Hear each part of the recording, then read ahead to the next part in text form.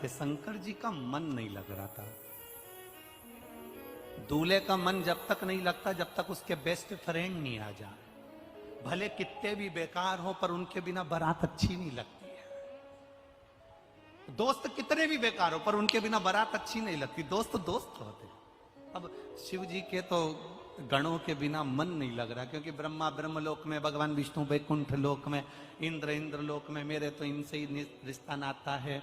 भले ये कैसे भी हैं, घर के लोग भी समझा के ले जाते, तेरे एक भी दोस्तों को मत बुलाना, सब नंबर बन के पियक्कड़ है। अगर एक भी आ गया ना तो सोच लेना तू हो। इतने में वो मना भी कर देता, पापा कसम खा के कहता हूं एक भी नहीं आएगा।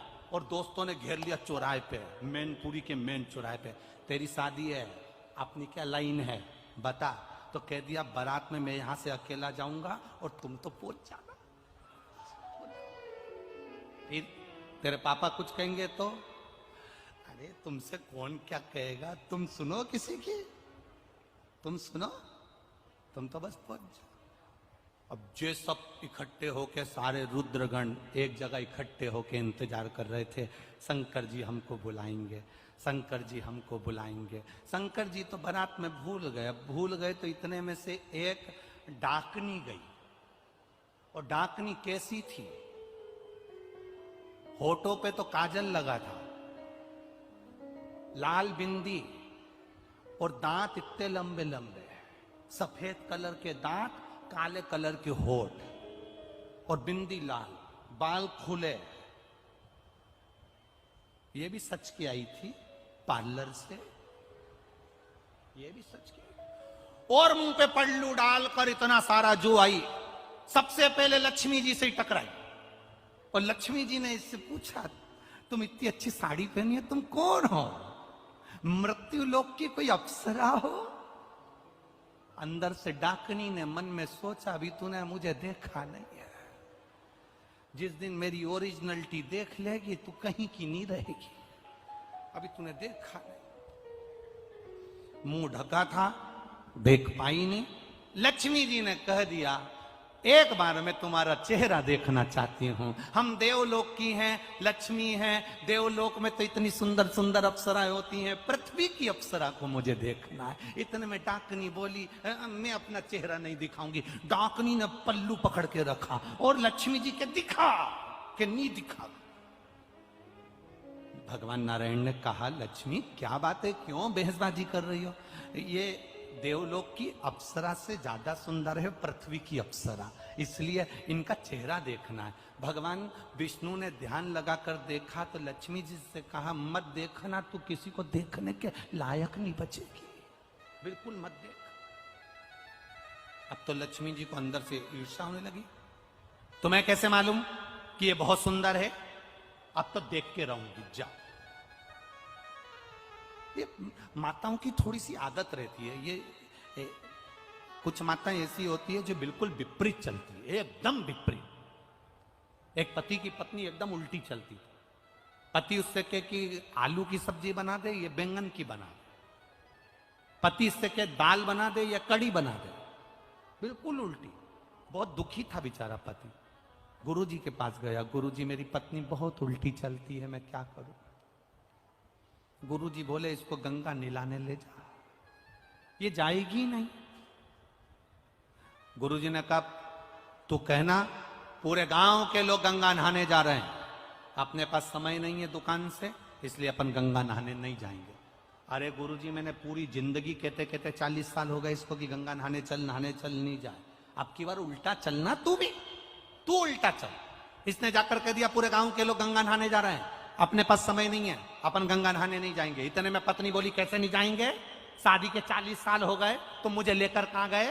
गंगा नहाने चलो मेरे साथ। खुश हो गया, गुरुजी गजब कर दिया, पहली बार जा रही है। चेला गुरुजी के पास जाकर बोला, इससे मेरा पीछा छुड़ा दो, बस एक बार ऐसा कर दो कि ये गंगा जी में ही रह जाए। गुरुजी ने कहा, एक काम कर, जब ये गंगा नहाने के लिए पानी के अंदर जाए, उल्टी तो चलती है, पानी के अंदर जाए तब तू कह देना, आगे मत जा, बस इतना कहना। क्या बोलेगा? आगे मत जाओ। उल्टी तो चलती है। और जैसे ये गंगा जी में उतरी और पति ने आगे मत जाना, पत्नी के जाऊंगी, जा। चली गई, पानी में बह गई। इसने जेब में से नारियल निकाल के गंगा जी में फोड़ा, जा। पत्नी बहुत चतुर थी, उसने चेन पकड़ ली गंगा जी की, नी बही। गुरुजी ने कहा था अगर वो चेन पकड़ ले तो तू चिल्ला करके ना जम के पकड़,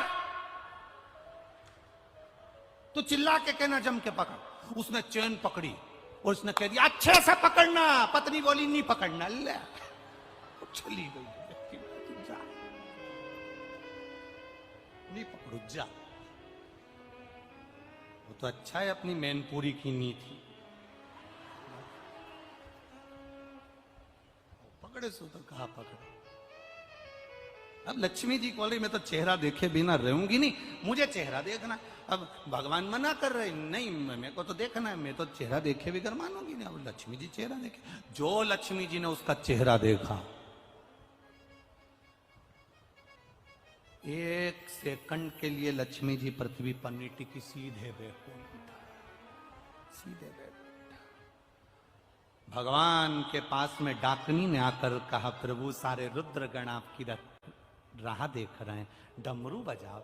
शिव जी ने डमरू बजाया, डाकनी पुसाचनी भूत चुड़ैल सब आ गए, भोजन सब।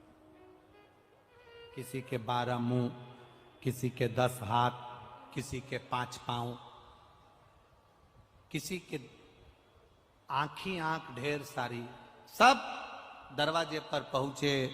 आरती उतरी, अंदर प्रवेश हुआ, भोजन की तैयारी हुई। देवताओं के लिए पंगत लगा दी गई, रुद्रगणों के लिए भी पंगत लगा दी गई। इंद्र बैठे थे उनके सामने। अब वो पत्तल लगाने वाले पत्तल लगाते लगाते लगाते गए। इधर जहां भूत चुड़ैल बैठे थे, एक के 12 मुंह थे। पत्तल लगाने वाले ने पूछा कौन से मुंह से खाओगे? पत्तल कितनी रखूं? उसने कहा 12 रख। और आगे गए, एक का मुंह आगे भी था पीछे भी था, उससे पूछा तुम कैसे खाओगे? पत्तल इधर रखूं कि उधर? उसने कहा दोनों जगह रख। और आगे गए, एक का मुंह ही नहीं था, केवल गला गला। अब ये चक्कर में पड़ गया, ये कैसे खाएगा? उससे पूछा तुम कैसे खाओगे? उसने कहा बाल्टी में लाते जा, गले में कूड़ते जा। परसगारी करने वालों के तो पसीने छूट गए सारे। हिमालय राज के यहां जाकर बोले हम बारातियों को कैसे भोजन कराएं? देव ऋषि नारद ने कहा घबराओ मती, ब्रह्मा जी से पूछो कि बारात को कैसे भोजन कराया जाए। ब्रह्मा जी से पूछा बारात को कैसे जिमाएं। ब्रह्मा जी ने कहा देवता बैठ के जिम रहे हैं, पंगत में जिम रहे हैं, सारे देवता बैठकर आराम से भोजन कर रहे हैं। ये तो कर रहे हैं हमने माना, पर ये भूत चुड़ैल का क्या करें, इनको भोजन कैसे कराएं? ब्रह्मा जी ने कहा घबराओ मती, यहां से लेकर वहां तक सारे बर्तन भर भर के रख दो और एक एक भूत चुड़ैल के हाथ में एक एक प्लेट और एक एक चम्मच दे दो और इनको जैसे गाय को खला में छोड़े ऐसे इनको छोड़ दो, खान दो। सारे भूत चुड़ैल के हाथ में एक एक प्लेट चम्मच देकर छोड़ दिया। इंद्रदेव ने ब्रह्मा जी से पूछा देवता बैठ के भोजन कर रहे हैं, ये तो पंगत हो गई, पर ये रुद्रगण खड़े खड़े डाकनी पिशाचनी चुड़ैल भूत खा रहे हैं, इनके खाने का कोई नाम होगा क्या? ब्रह्मा जी बोले इसी को कलयुग में बफेट कहेंगे, यही कलयुग में बफर कहेंगे।